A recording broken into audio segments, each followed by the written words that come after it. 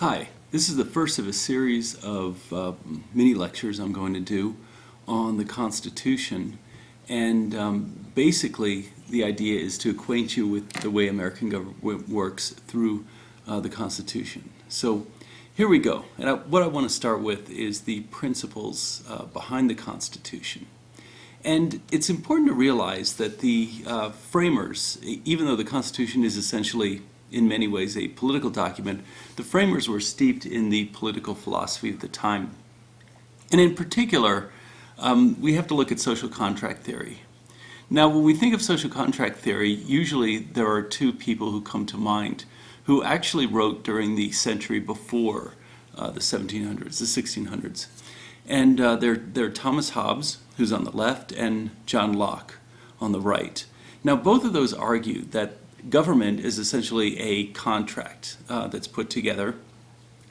For Hobbes, it's a contract that the people put together to guarantee mutual security. And for Locke, it's a contract that people put together to ensure liberty. Now, it's interesting to note a couple of things. One, in a way, the Constitution is both. We know that the Articles of Confederation weren't working out so well, and that people turned to a stronger national government in order to preserve security, but also that there were a lot of people concerned, especially when you get into the debate about whether to ratify the Constitution, about the question of liberty. And so both of those considerations were put into the Constitution, and I think it's also important to note that this debate still continues today, whether we're talking about the Patriot Act or other acts of the federal government. You know, how strong does the federal government need to be to guarantee our security, and how much liberty are we willing to give up in order to get that security? But I think the most important thing to take from this is the Constitution is really seen as a social contract between the people and government. The Constitution starts out, we the people. And so the idea is, even though these delegates adopted the Constitution, they really did it in the name of everybody. And so the Constitution represents a contract between the people and the government, which is an incredibly innovative use of a Constitution at that particular time. Now, another principle in the Constitution is the principle of the separation of powers. This was an idea that's associated with the Baron de Montesquieu, whose picture you see here. Handsome man, you can tell. But what Montesquieu did is he studied governments, and he was concerned about liberty, as many philosophers were in the 1700s. And what he determined is the best way to have liberty is to separate powers. That is, to have a system where the executive, the person in charge of enforcing the laws, is separate from the legislative, the person in charge or people in charge of making the law. Thus, Montesquieu argued that in order to ensure liberty, you have to have a system where the different functions are separate. But that's only part of the story. But this is what happens when I don't look at my slides ahead of time. So let's look at how the Constitution separates powers. Well, if you look at the first three articles, they are, Article 1 is the legislative branch, which is the branch that makes laws, and that's the Congress. Article number 2 is the executive branch, which enforces the laws, and that's the president, and also the bureaucracy, the vice president, and all of that. And then Article 3 is the judicial, which is in charge of interpreting or applying laws, and that is the federal courts, including the Supreme Court. And so the separation of powers is embedded in the very structure of our Constitution. But as I said before, that's just part of the story. There's also the idea of checks and balances.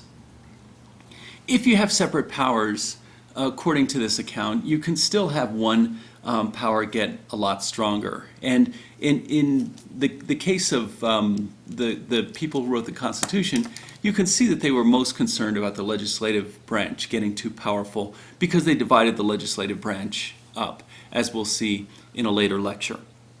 But the idea of checks and balances is that you shouldn't allow one branch to get so powerful, and so you should give other branches checks over that particular branch.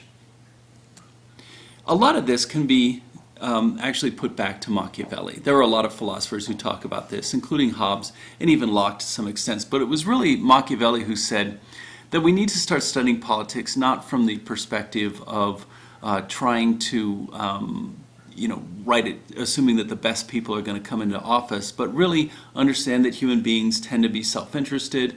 This self-interest tends to lead those who seek power to seek more power, and so that we have to take this into account when we design a political system. And you'll see that this is exactly what the framers, especially Madison, did in looking at our political system. And so here's what Madison wrote, and this is an editorial that was written to justify the Constitution, and this was published in a number of areas, but mainly some newspapers in New York. And here's what Madison says in justifying some of the Constitution. He says, ambition must be made to counteract ambition. The interest of the man must be connected with the constitutional rights of the place. It may be a reflection on human nature that such devices should be necessary to control the abuses of government. But what is government itself but the greatest of all reflections on human nature? If men were angels, no government would be necessary. If angels were to govern men, neither external nor internal controls on government would be necessary. And so the idea is, we know human beings aren't perfect, we know they're self-interested, so let's design a government that answers to that. And so the idea is every branch has the ability to check the other branches, and so the ambition of one branch will check the ambition of another. And we see this all the time, right? The president will take on Congress, Congress will take on the president, one of the other branches will take on the courts, and sometimes the courts will rule in such a way that limits the agendas of other branches. And we see this throughout history. So the important thing to remember here, though, and by the way, I'm showing you the sources of the pictures that I had here, and they'll also give you information on some of the ideas that I discussed here. But the thing to remember here is that our government is inefficient and messy because it was designed to be that way. The idea is that if you have ambitious people fighting with each other for power, they won't be turning on us. And so the idea behind checks and balances is to essentially keep the government from getting so strong that it interferes with our lives. Now, in the next mini lecture, what I'll do is I'll talk about the legislative branch and how that plays out in the Constitution.